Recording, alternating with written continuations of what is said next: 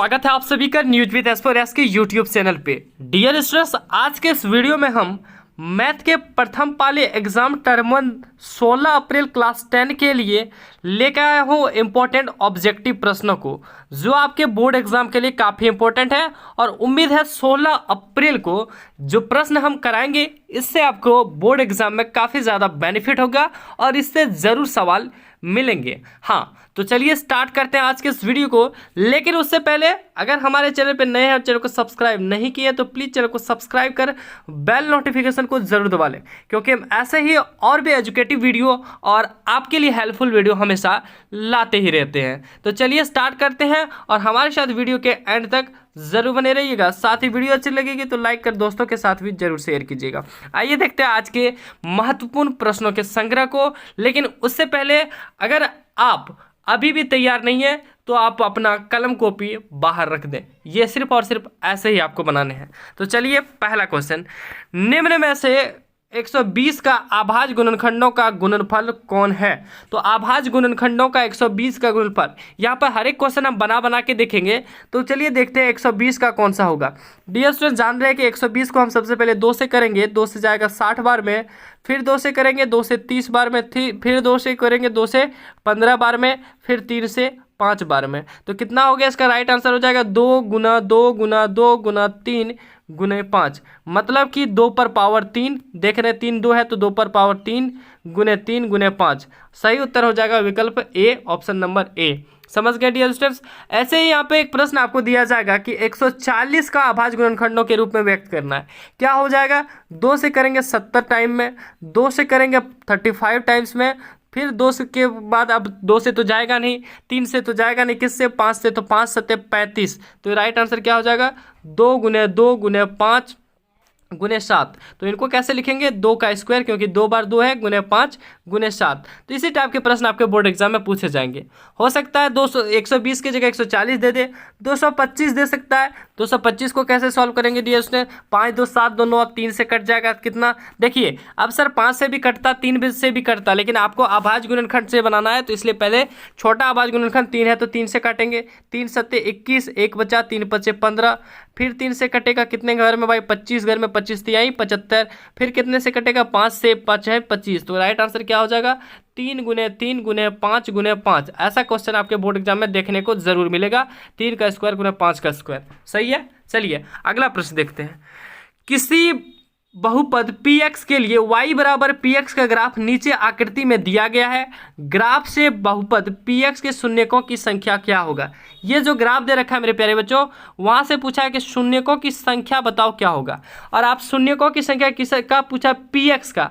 और आप जानते हैं जिसके शून्यकों की संख्या पूछे, अगर px का पूछा है तो x एक्सिस ये हुआ, तो x को कितनी बार काटा है या फिर टच किया है वो देखना है, कितनी बार काटा है या फिर टच किया है। तो यहाँ पे आप साफ साफ देख सकते हैं, एक बार यहाँ काटा, एक बार यहाँ काटा, एक यहाँ 2 ही बार है। तो इनका सही विकल्प क्या हो जाएगा प्यारे बच्चों?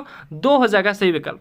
लेकिन अगर आपके एग्जाम में px की जगह py के शून्यकों की संख्या पूछ देता, हालांकि ऐसा पूछता बहुत कम है, लेकिन कभी कभी पूछ देता है कि px की जगह पे आपको py के पूछ दे, तो देखना है कि y अक्ष को, जो खड़ी लाइन होती है उसे y अक्ष कहते हैं, जो पड़ी लाइन होती है उसे x अक्ष कहते हैं। तो खड़ी लाइन को कितने बार काटा या फिर टच किया? तो देख पा रहे सिंपली आप यहाँ पर देखेंगे तो एक बार को, तो py के शून्यकों की संख्या क्या हो जाता? 1 हो जाता। ध्यान में रहेगा। अगला क्वेश्चन देखिए।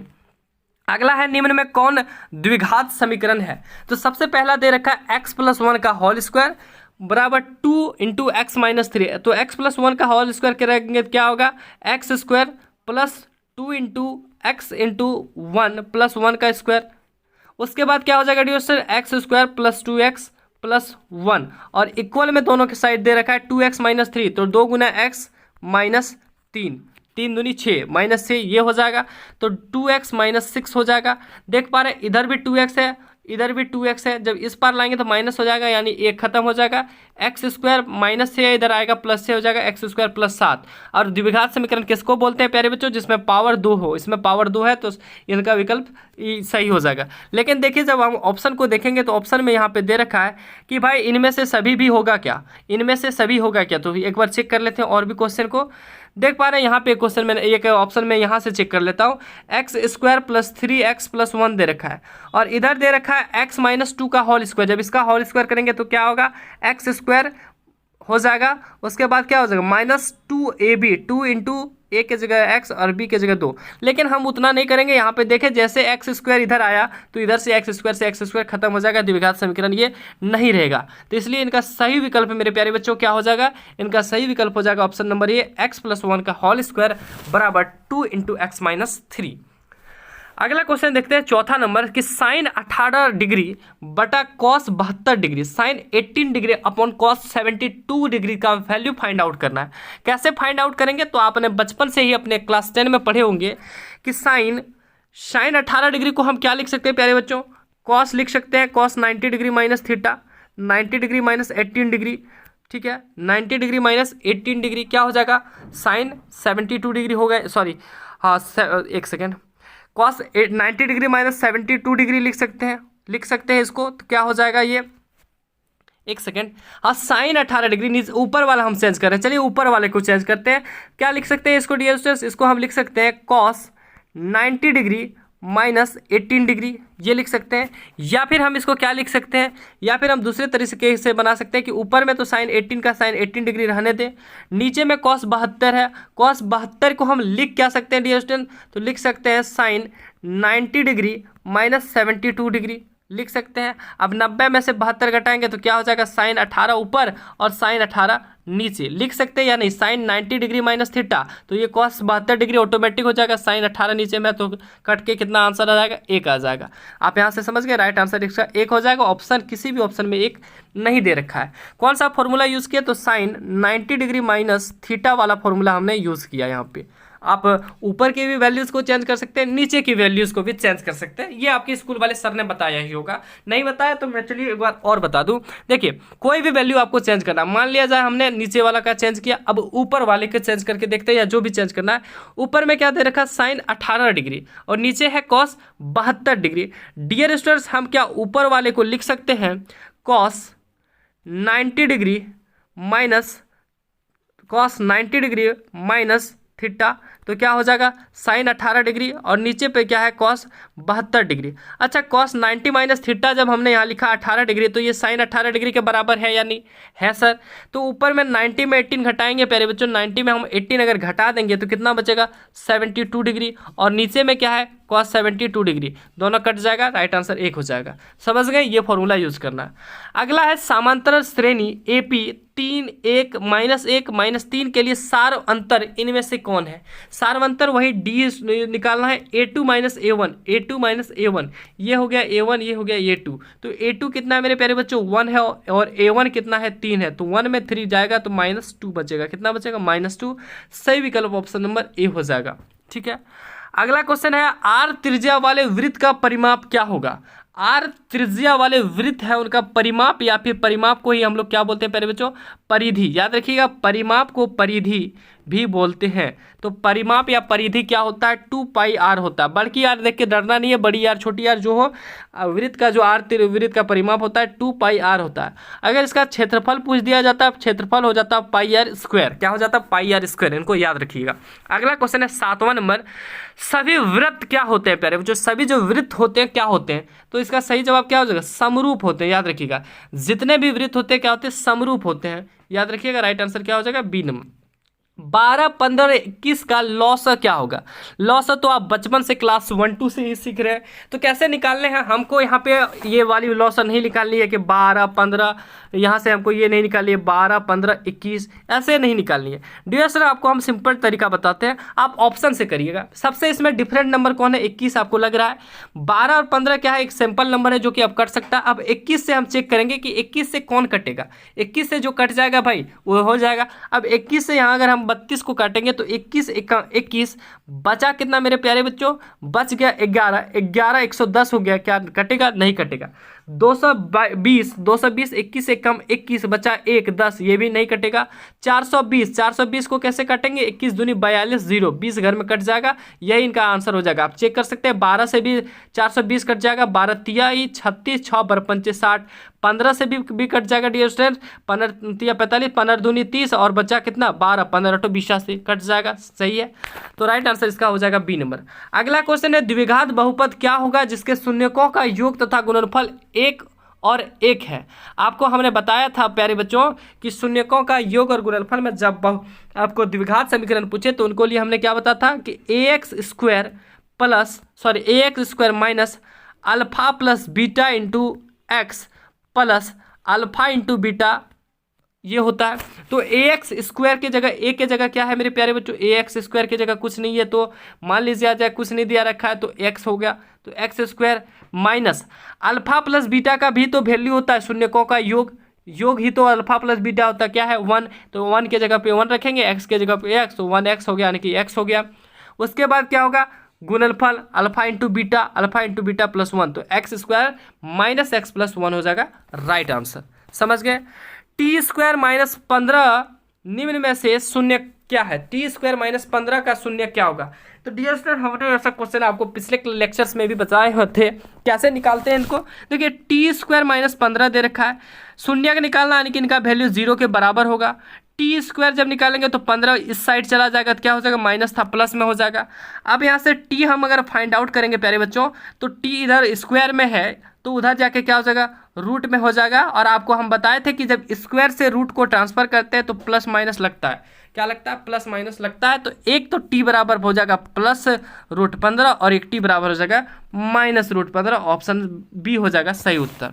अगला क्वेश्चन देखिए निम्न में से कौन द्विघाती सूत्र है। द्विघाती सूत्र कौन है प्यारे बच्चों, आपको ये तो याद रहने ही चाहिए, तो आपने पढ़ा था बचपन से minus B plus minus root under b² minus 4ac/2a, यही पढ़ा था या दूसरा पढ़ा था। तो देखिए यहाँ पे हम विकल्प से देखते हैं, यहाँ पे देखिए b² माइनस 4ac तो दे रखा है लेकिन यहाँ पे माइनस नहीं लगाए इसलिए ये गलत है।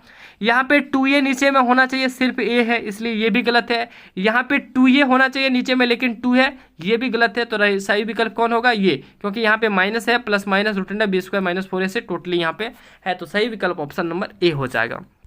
अगला प्रश्न देखिए, अगला दे रखा यदि d बराबर 0 अर्थात विविधकर का जो मान है वो शून्य है तो इनमें से मूल होगा।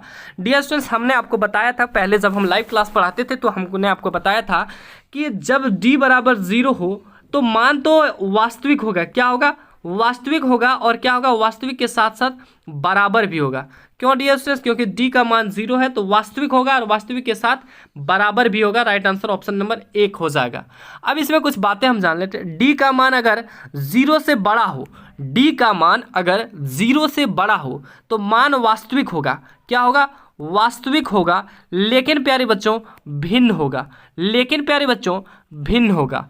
d का मान अगर 0 से छोटा हो, d का मान अगर 0 से छोटा हो, मान क्या होगा प्यारे बच्चों काल्पनिक होगा, क्या होगा काल्पनिक होगा, और क्या होगा भिन्न होगा, काल्पनिक होगा और भिन्न होगा। भिन्न को ही असमान भी बोलते हैं, याद रखिएगा।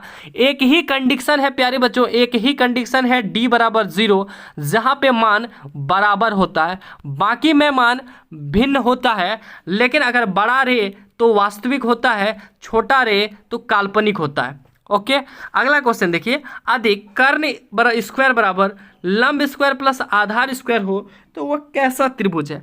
बोल रहा है अगर h² बराबर p² प्लस b² हो तो कैसा त्रिभुज है। प्यारे बच्चों आप बहुत अच्छे से जानते हैं कि वो त्रिभुज को हम लोग समकोण वाले त्रिभुज कहते हैं। कौन सा त्रिभुज, समकोण त्रिभुज कहते हैं। अगला क्वेश्चन देखिए, दो बिंदुओं x1 y1 और b x2 y2 के बीच दूरी क्या है। तो दूरी सूत्र यहाँ पे लिखना है। तो देखिए हम देखते हैं सबसे यहाँ नीचे से x2 माइनस x1 का होल स्क्वायर नहीं दे रखा है, ये गलत है। यहाँ पे देखिए प्लस में दे रखा है, होता क्या है माइनस में, ये गलत है। यहाँ पे देखिए सही तो दिया है लेकिन यहाँ माइनस दे दिया है, क्योंकि यहाँ होता क्या है प्लस है, ये भी गलत है। यहाँ पे देखिए सारा डाटा सही दिया है लेकिन यहाँ x1 दे दिया है, ये भी गलत है। लेकिन ऑप्शन हमेशा मिस्टेक है तो यहाँ पर x2 हो जाएगा, क्या होगा x2 माइनस x1 का whole square plus y2 minus y1 का होल स्क्वायर, ऑप्शन ए हो जाएगा सही विकल्प। अगला है साइन 30 डिग्री का मान क्या होगा मेरे प्यारे बच्चों 1/2। आप जान रहे हैं कि साइन 30 डिग्री का मान 1/2 होता है। साइन 0 डिग्री का मान क्या होता है 0 होता है। साइन 30 का मान 1/2 होता है। साइन 45 का डिग्री का मान 1/√2 होता है। साइन 60 डिग्री का मान √3/2 होता है। और साइन 90 का वैल्यू 1 होता है। ओके अगला क्वेश्चन देखिए, साइन 90 डिग्री माइनस थीटा बराबर क्या होता है? साइन 90 डिग्री माइनस थीटा क्या होता है? Cos theta. क्या होता है प्यारे बच्चों? Sine 90 minus theta cos theta.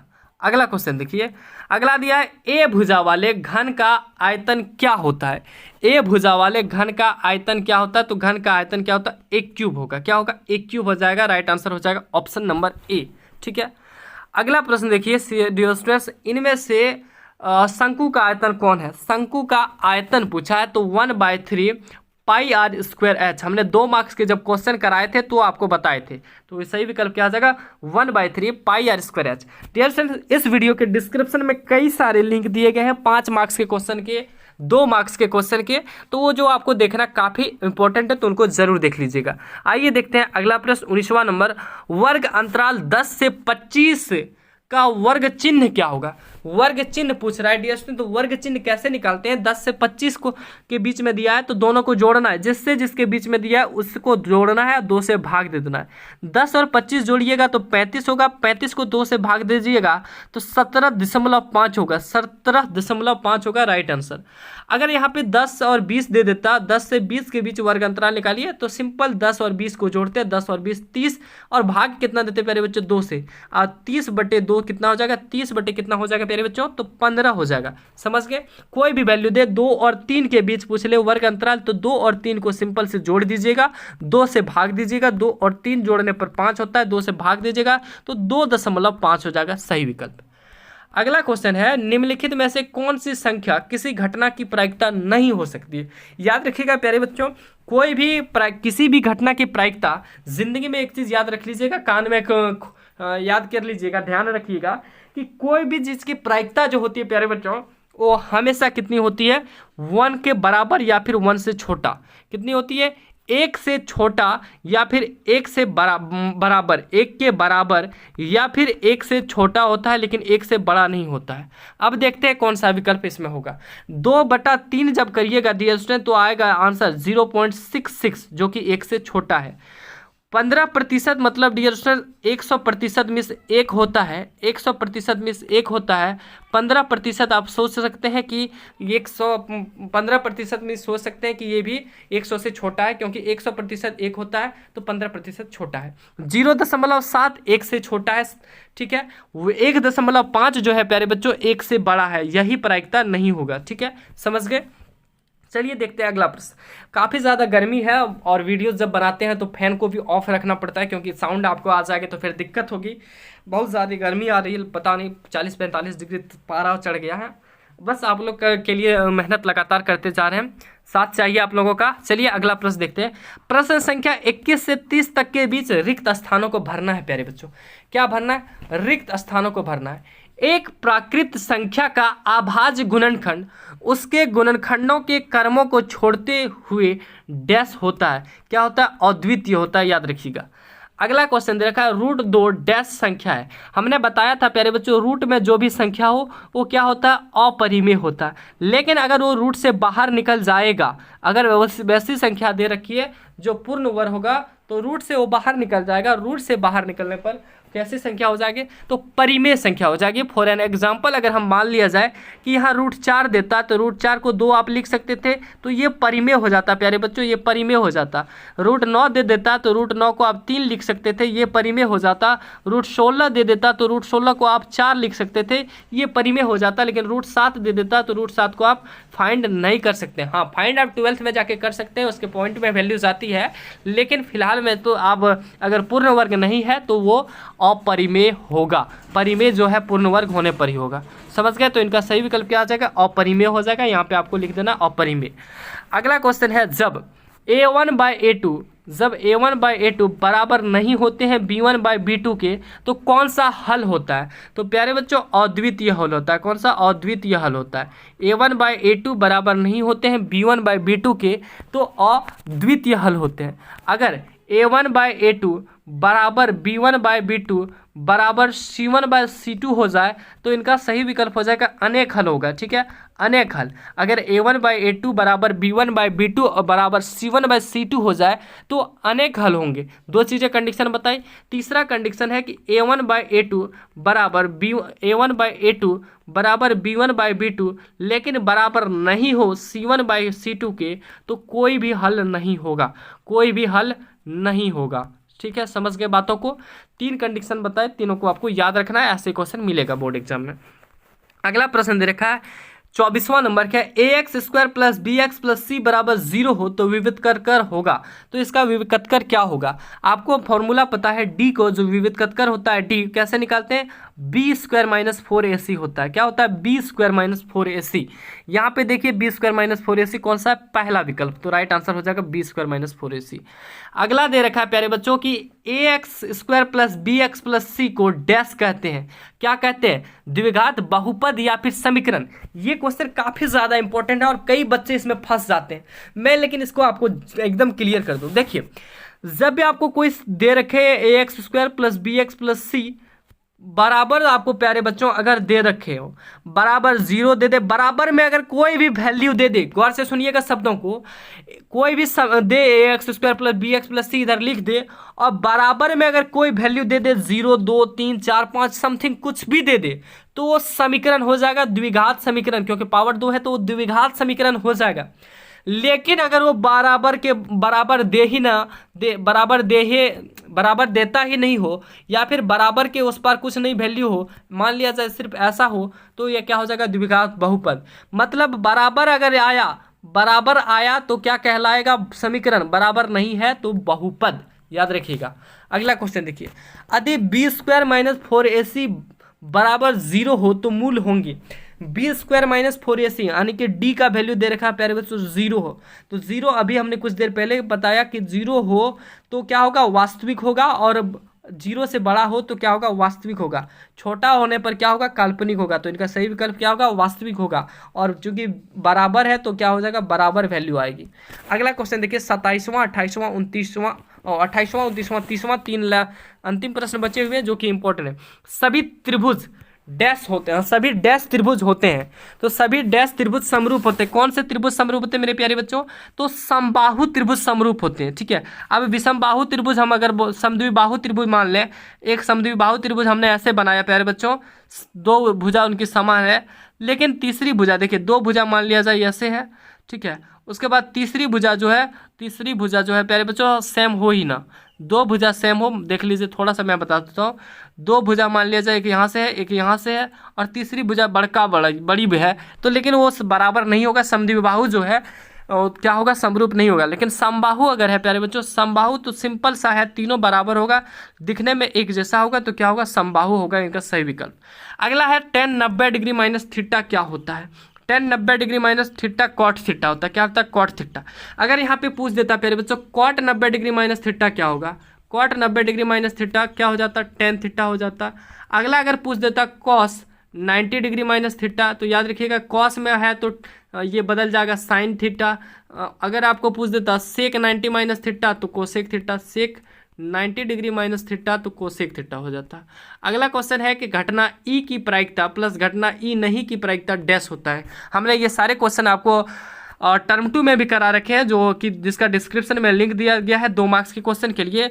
तो घटना ई और घटना ई नहीं की प्रायिकता कितना होता है प्यारे बच्चों? 1 होता है। क्या होता है? 1 होता है। तो इनका सही विकल्प ऑप्शन 1 हो जाएगा।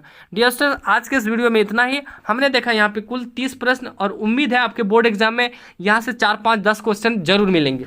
एक क्वेश्चन ऐसा नहीं है कि नहीं मिलेंगे, मैंने लेकिन आपको बताया हूँ कि प्यारे बच्चों आपके वैल्यूज चेंज होंगे। मैं बार बार कहता हूं कि 120 वाला जो क्वेश्चन था उसमें 140 हो सकता है। ax² जो दे रखा था उसमें ax³ plus bx² plus cx plus d दे देता और बराबर में 0 दे दे, तो पूछता कैसा समीकरण है, तो कैसा चीज़ है, तो त्रिघात समीकरण है। लेकिन अगर 0 नहीं देता तो पूछ देता कि कैसा है, तो त्रिघात बहुपद है। ऐसे क्वेश्चन आ सकते हैं। देखिए, जैसे मैंने एक क्वेश्चन बताया कि अल्फा प्लस बीटा का वैल्यू 1 दे रखा है, अल्फा इंटू बीटा का वैल्यू 1 दे रखा है, तो बताइए समीकरण क्या होगा, द्विघात समीकरण क्या होगा। वहां पे आपको क्या पूछ दे, 1 के जगह पे 3 दे दे, 1 के जगह पे 4 दे दे, समथिंग डाटा चेंज कर सकता है, लेकिन आपका जो बनाने का तरीका है वो वही रहेगा, आप बिल्कुल सफल होंगे। डियर स्टूडेंट्स, आज के इस वीडियो में इतना ही। वीडियो अच्छी लगी है तो वीडियो को जरूर लाइक करें, अपने दोस्तों में शेयर करें, और हमारे चैनल पर नए हैं, चैनल को सब्सक्राइब नहीं किया तो प्लीज़ चैनल को सब्सक्राइब कर बेल नोटिफिकेशन को जरूर दबा लें, क्योंकि ऐसे ही और भी आपके सब्जेक्ट्स और मैथ के 16 अप्रैल के एग्जाम के लिए और भी इंपॉर्टेंट वीडियो मैं लाते रहूँगा। तब तक के लिए धन्यवाद।